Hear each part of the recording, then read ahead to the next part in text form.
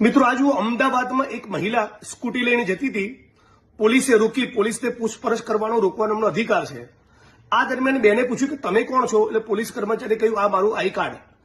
Police કર્મચારીનું I card બેનના હાથમાંથી પડી ગયું તો બેનની સાથે કેવું બદતમીજીભર્યું વર્તન કર્યું અને બેનને કેવી મારી છે, બધા તમે વિડીયો જોઈ શકો છો। આ વિડીયો ગુજરાતના ખૂણે ખૂણે શેર કરો અને રાજ્યના પોલીસ વડા અને હર્ષ સંઘવી આર્ટ ચોપડી પાસે મોકલી આપો, જેથી ખબર પડે કે પોલીસના કેટલાક લાંચિયા અધિકારીઓ, ભ્રષ્ટ અધિકારીઓ અને કેટલાક અધિકારીઓ જેના સત્તાનો ઘમંડ છે એ ગુજરાતના નાગરિકો સાથે કેવી બદતમીજી કરે છે અને કેવું વર્તન કરે છે। આપણે બધા સાથે મળીને માંગણી કરીએ કે આ પોલીસ કર્મચારીની સામે ગુનો દાખલ થવો જોઈએ અને જે પોલીસ સ્ટેશનના હદ વિસ્તારમાં ઘટના બની છે એ જ પોલીસ સ્ટેશનના લોકઅપમાં આ પોલીસ કર્મચારીને રાખવામાં આવે।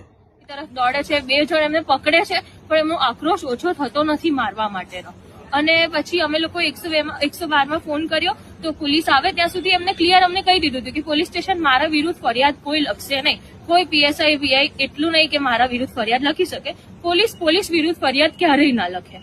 તો મેં કીધું ના પોલીસ છે તો એ જસ્ટિસ અપાવશે એવું કહીને તો બી અમે ફોન કર્યો પોલીસને। અમે અહીંયા આયા, અમે 6:30 પોણા 7 અહીંયા આયા છે, પણ હજી સુધી અમારી કોઈ ફરિયાદ લખાઈ નથી।